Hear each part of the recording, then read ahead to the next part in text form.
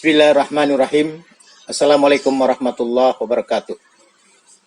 Innal hamdalillah nahmaduhu wa nastaghfiruh wa na'udzu billahi min shururi anfusina wa min sayyiati a'malina. May yahdihillahu fala mudhillalah wa may yudhlil fala hadiyalah. Asyhadu an la ilaha illallah wahdahu la syarikalah wa asyhadu anna Muhammadan abduhu wa rasuluh la nabiyya ba'da. Allahumma shalli wa sallim ala Muhammadin wa ala alihi wa sahbihi ajmain amma ba'd. Pemirsa Tablik TV yang dirahmati Allah, syukur alhamdulillah kita panjatkan kehadirat Allah Subhanahu wa taala yang senantiasa memberikan rahmat dan karunia kepada kita. Sehingga pada kesempatan hari ini kita berjumpa kembali.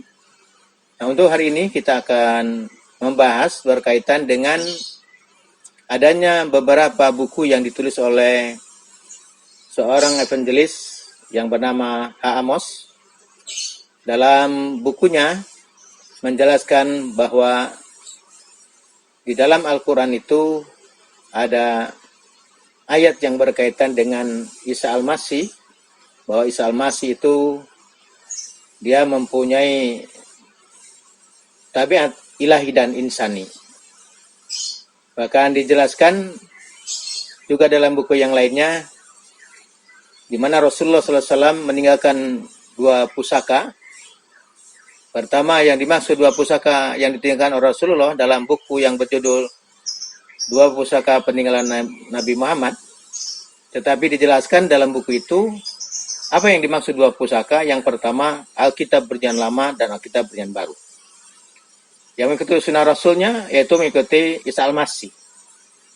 Nah, tentu ini adalah bentuk penyelewengan, bentuk penyimpangan. Karena yang dimaksud oleh Rasulullah SAW, aku tinggalkan dua perkara selama kalian berpegang teguh kepada keduanya, selamanya tidak akan tersesat. Apa yang dimaksud dua pusaka itu? Kitabullah, yaitu Al-Quran. Bukan kitab Perjanjian Lama dan kitab Perjanjian Baru. Yang kedua, mengikuti sunnah Rasulnya, bukan mengikuti Isa Al-Masih, tetapi mengikuti sunnah Rasulullah SAW. Nah, dari situ nampak upaya untuk membelokkan apa yang disabdakan oleh Rasulullah SAW tersebut. Nah, kemudian dalam bukunya berkaitan dengan Isa Al-Masih ini, bahwa Isa Al-Masih ini menurut Quran sendiri dia punya dua tabiat ilahi dan insani. Maka perlu kami jelaskan berkaitan posisi Isa Al-Masih di dalam Al-Quran, sebagaimana di dalam surat As-Saff ayat ke-6 Allah berfirman, "A'udzubillahi minasyaitonirrajim, wa idz qala Isa ibnu Maryam, ya bani Israil, inni rasulullah ilaikum." Nah, dalam ayat ini dijelaskan, dan ingatlah ketika Isa putra Maryam berkata, "Hei Bani Israel, ini Rasulullah." Nah, jadi jelas dalam Islam ini menjelaskan kata Isa, saya ini Rasul Allah kepada Bani Israel. Jadi dalam pandangan Islam sangat jelas berdasarkan ayat ini, bahwa Nabi Isa menyatakan kepada kaumnya, ya Bani Israel, ini Rasulullah. Saya ini utusan Allah kepada kalian. Jadi jelas bahwa Isa Al-Masih sebagai Rasul, sebagai utusan Allah kepada Bani Israel. Dan itu memang wajib bagi umat Islam meyakini bahwa Isa Al-Masih itu adalah seorang Rasul, seorang Nabi kepada Bani Israel. Wajib diimani oleh orang Islam, kalau tidak kita bisa murtad.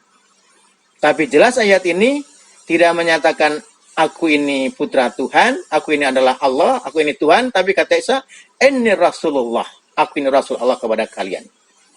Jadi jelas dia sebagai seorang Rasul, bukan sebagai putra Tuhan. Nah, yang kedua, dalam Islam itu posisi Isa Al-Masih, selain dia menyatakan dirinya sendiri adalah Rasul Allah dan kepada Bani Israel, juga di dalam surat Maryam, surat ke-19, ayat ke-30, berkaitan dengan ungkapan langsung Nabi Isa itu, apa? Inni Abdullah, atani al-kitab wa ja'alani nabiyya. Aku ini hamba Allah. Di mana diberikan kepada Alkitab, maksudnya Alkitab Injil, dan aku ini dijadikan seorang nabi. Jadi jelas di dalam ayat ini, pertama Isa menyatakan, Inni Abdullah. Saya ini hamba Allah. Jadi bukan putra Allah, dalam Islam sangat jelas. bukan sebagai Allah, tapi hamba Allah.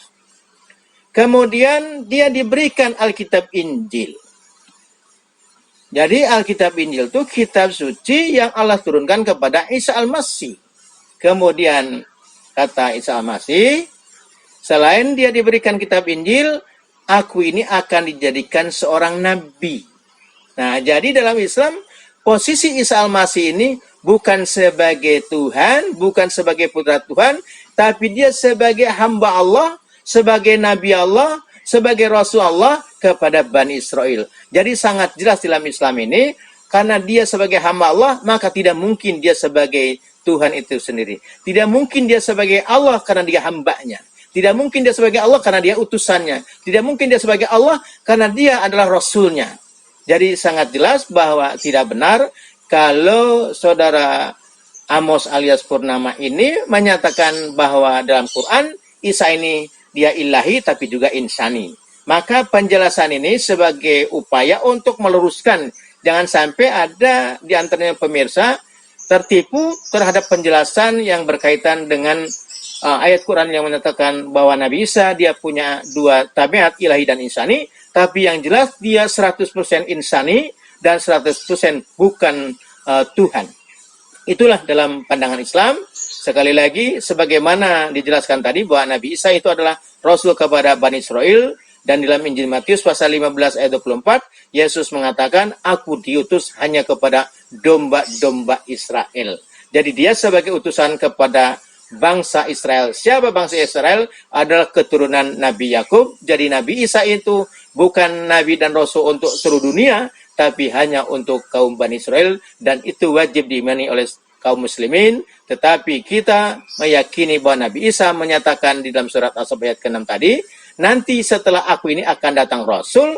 Siapa Rasul yang akan datang? Yaitu Rasulullah SAW, yaitu Nabi Muhammad SAW. Maka seharusnya saudara Amos ini juga meyakini bahwa kata Isa nanti akan datang Rasul, yaitu Rasulullah SAW. Nah, ini barangkali pemirsa sebagai jawaban untuk meluruskan dari pandangan-pandangan yang sengaja untuk menyimpangkan ayat Quran untuk misi-misi pendangkalan akidah. Sekian, terima kasih. Assalamualaikum warahmatullahi wabarakatuh.